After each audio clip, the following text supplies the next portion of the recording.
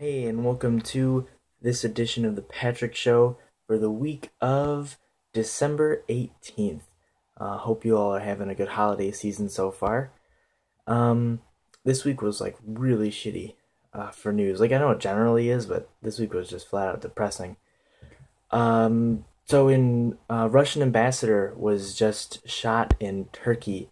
The Russian ambassador to Turkey, Andrei Karlov, was shot in the back several times at close range at an embassy-sponsored photo exposition earlier in the week. The shooter was an off-duty Turkish police officer who worked in the capital. He It appears that the aim of the attack, he was killed, so we can't really know for sure, but it appears the aim of his attack was to try and disrupt the burgeoning Russia and Turkey relations. They've been slowly improving, but it appears the aim of this attack was to directly disrupt them. Um, he directly referenced like Syria, like a perceived war crimes in Syria and Aleppo as motivations after shooting the ambassador.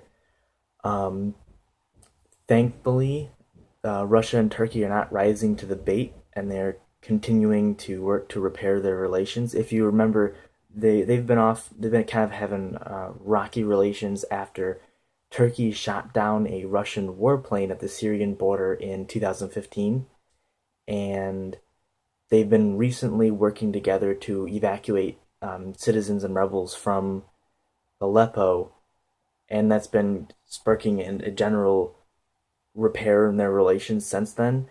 And so thankfully, they're not letting this attack ruin what they're fixing. And so good job, Russia and Turkey, on not rising to the bait on this one. There was another attack, this in Berlin. Earlier in the week, well, just recently, ISIS claimed responsibility for an attack at the Christmas market in Berlin earlier in the week. There was a semi truck that was sped through crowds at the Christmas market in Berlin, killing 12 and injuring dozens more. Uh, and th- this this attack is just gonna ruin Merkel.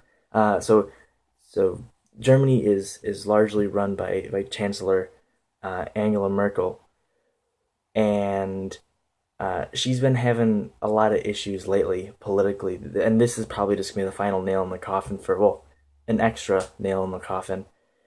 But for several reasons, this is gonna really hurt her. First of all, German authorities, they grabbed the wrong guy in the first place. Germany likes to say that they're all meticulous and they do things right the first time under Merkel, but they grabbed some rando that people thought they saw running from the truck, like, and it turned out to be entirely the wrong person, which made the German authorities look especially foolish when ISIS claimed responsibility for this attack, effectively exonerating this other man that authorities arrested. So that just looks bad on the government anyway when government forces are fucking up like this. Second, um, this in conjunction with Merkel's support of the EU and her support of it, it's not going to look good. It's not going to end up well for her just on that front too, because the EU is already viewed as a weakening structure, and now this is yet another major terrorist attack on EU soil and on German soil, and that removes a lot of faith from both institutions, and uh, it's not gonna you really can't recover from that because people are just losing so much faith in Merkel and her proxy support of the EU. And finally, she's also really going to look bad with the increasing um, like negative sentiment against migrants and refugees, and she's gonna look really bad because she made a decision in 2015 to open the borders to almost a million migrants and refugees, and that's gonna really come to bite her in the ass in a hard way politically, especially with the populist backlash, really capitalizing on that decision to try and burn her for that. So even even if she does manage like decide to run for her fourth term, which she shouldn't, and it would be foolish if she thought she could win trying to do that.